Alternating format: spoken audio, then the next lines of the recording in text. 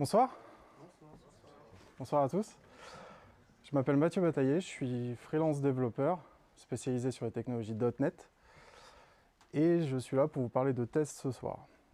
Pourquoi je vais vous parler de tests? Parce que personnellement, en tant que développeur, j'adore faire du refactoring.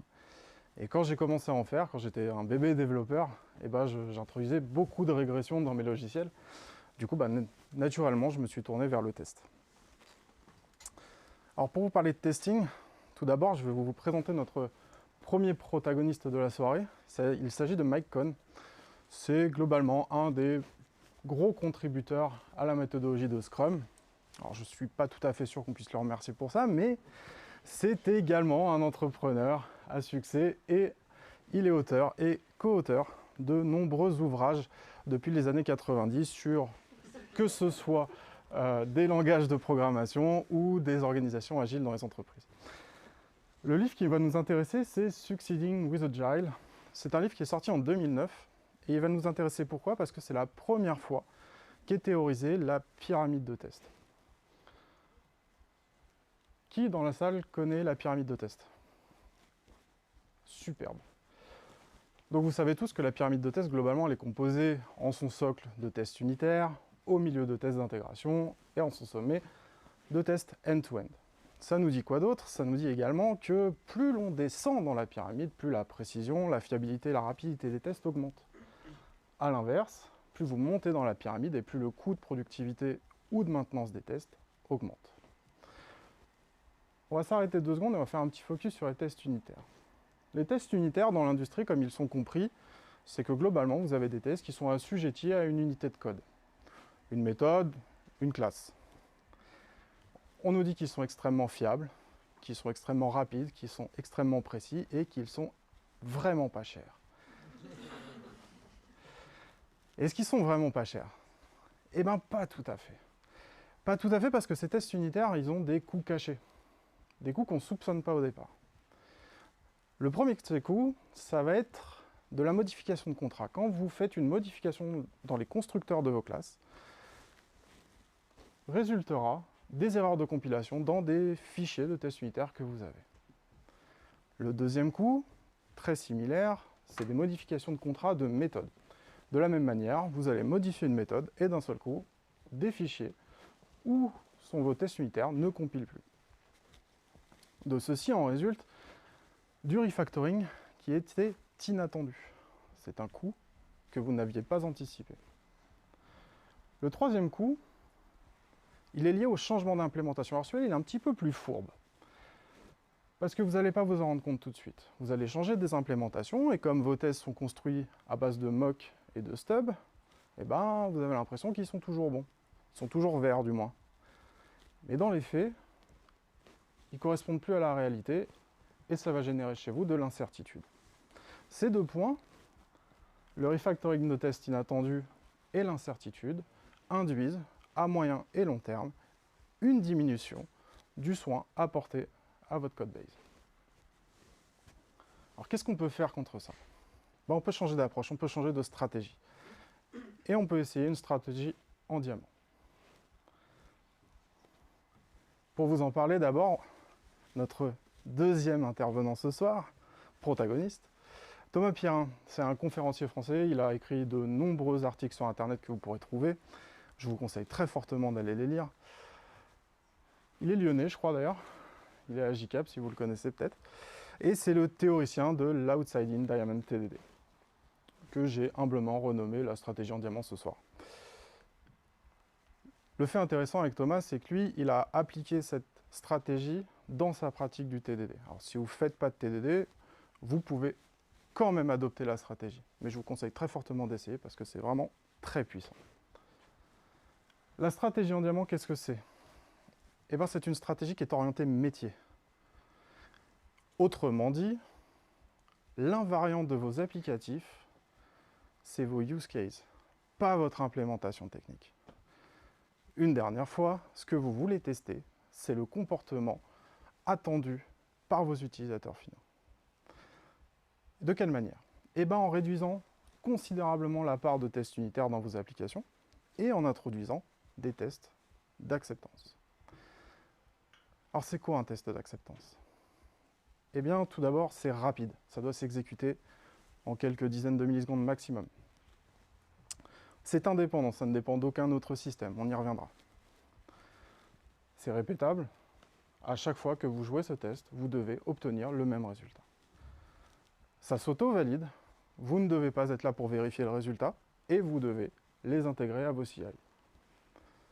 Et c'est complet, ça permet de couvrir l'ensemble des cas d'usage de vos applicatifs.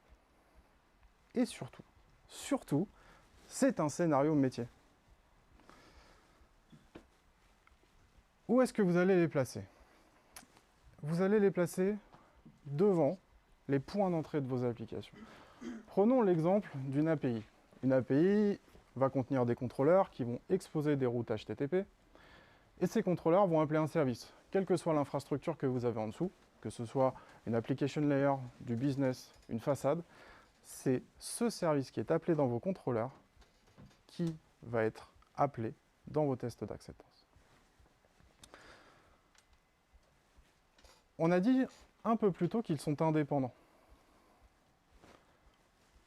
Tout ce qui va concerner des entrées-sorties de votre application doit être moqué, que ce soit votre base de données, que ce soit un service externe à l'entreprise, que ce soit votre file system, que ce soit un service interne à l'entreprise, à partir du moment où c'est une entrée-sortie, vous le moquez. Tout ce qui est dans l'application n'est plus moqué.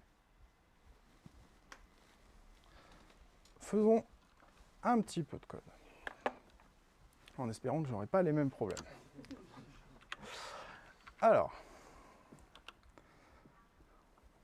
on a une application qui se propose de faire de la réservation de billets de train. Zoom un peu, très bien. Si j'y arrive. Si j'y arrive. Non. Dans ce sens-là, c'est mieux. On voit mieux? Ouais. Donc une réservation de billets de train.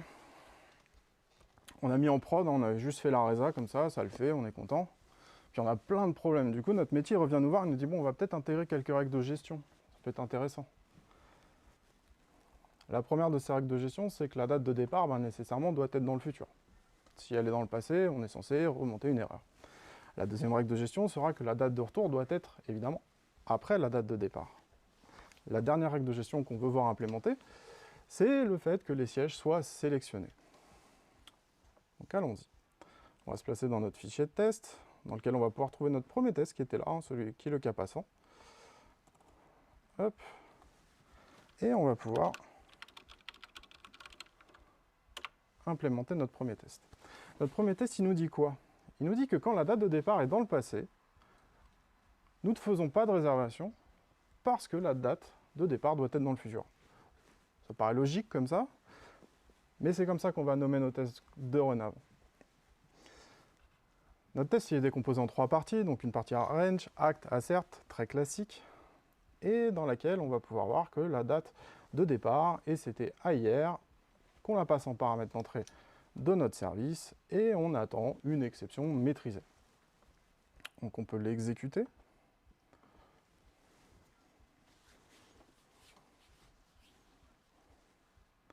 Constater qu'on a une erreur.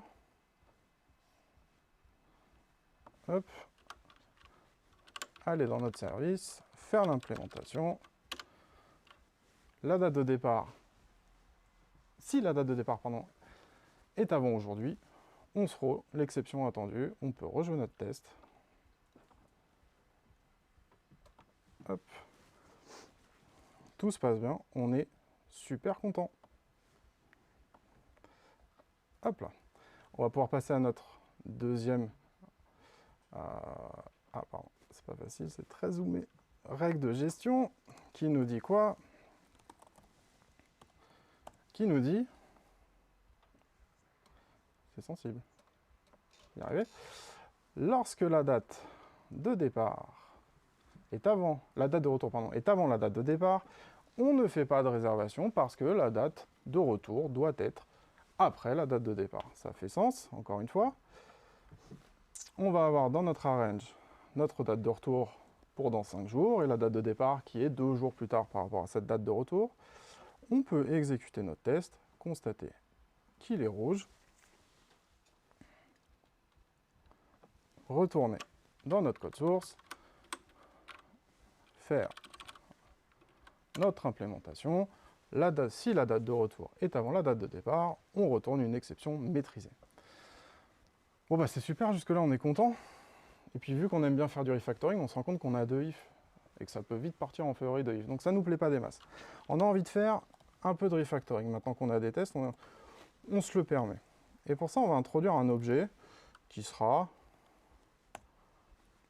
un objet qu'on a appelé TravelDate, pourquoi pas, et qui contient la date de départ, la date de retour, un constructeur et une méthode de création dans laquelle on va pouvoir retrouver nos règles de gestion ainsi que notre objet retourné si tout se passe bien.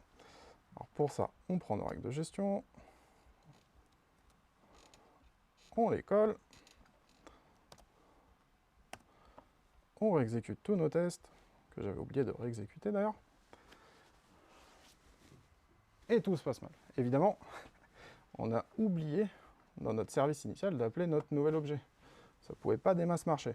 Mais on est content parce que du coup, on a des tests qui nous rattrapent. Donc, appelons-le.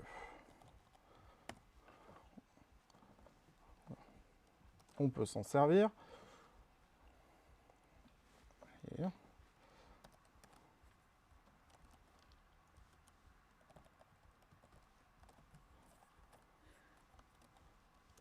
hop, on réexécute nos tests.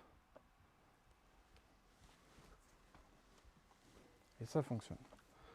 On est vraiment ravis.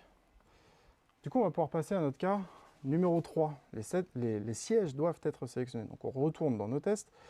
Alors là, ça va faire mal parce que, hop, on ne voit pas, c'est très zoomé. Alors pour les besoins de la présentation, j'ai fait les 2 tests en même temps, donc que ce soit le siège aller ou le siège retour, l'idée c'est de dire si le siège n'est pas sélectionné dans les paramètres qu'on nous passe, on retourne une exception maîtrisée de la même manière. Alors j'ai les 2 tests, il y a celui pour le siège aller, juste en dessous celui pour le siège retour. On va pouvoir retourner dans notre code source, implémenter nos règles de gestion, réexécuter nos tests.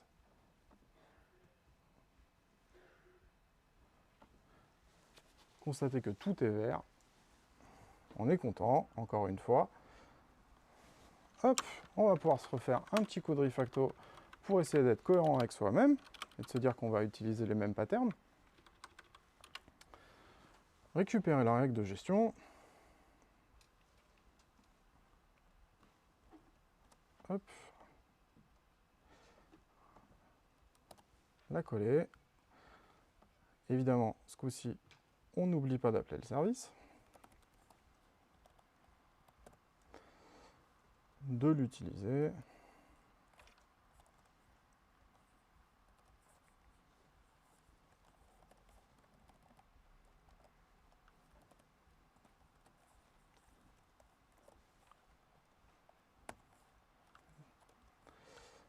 On peut réexécuter. Comme quoi, le mob programming, c'est très conseillé. Hop là. On réexécute tout ça. Tout est vert. C'est parfait.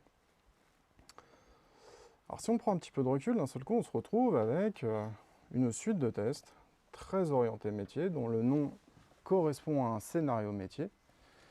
Et là, vous pourrez me dire, ok, mais la place des tests unitaires dans tout ça. Eh bien, les tests unitaires, on va les garder pour des choses qui sont plus de l'ordre de l'absurde ou plus techniques. Dans notre cas, si on retourne dans notre service, on se rend compte, nous, en tant que développeurs, que dans nos logs, on a pas mal d'erreurs 500 qui sont remontées par le serveur en production. Et pourquoi? Eh bien, tout simplement parce que dans notre petit objet site, ici, on a des objets. Ces objets, par définition, du moins en C#, sont nullables. Et on n'a pas de vérification sur cette nullité potentielle. C'est pas vraiment un scénario métier. Le métier, il n'en a pas grand-chose à faire, que ce soit nullable ou pas. Donc ce qu'on va pouvoir faire ici, c'est d'aller se placer dans notre couche de tests unitaires et d'aller faire ces vérifications via des tests plutôt bas niveau et plutôt techniques. Ils sont là. Si les objets passés sont nuls, alors on retourne une exception encore une fois maîtrisée, ça évite les erreurs 500 retournées au client, et on va pouvoir aller faire l'implémentation de ces tests, unitaires dans notre objet directement. Si j'y arrive.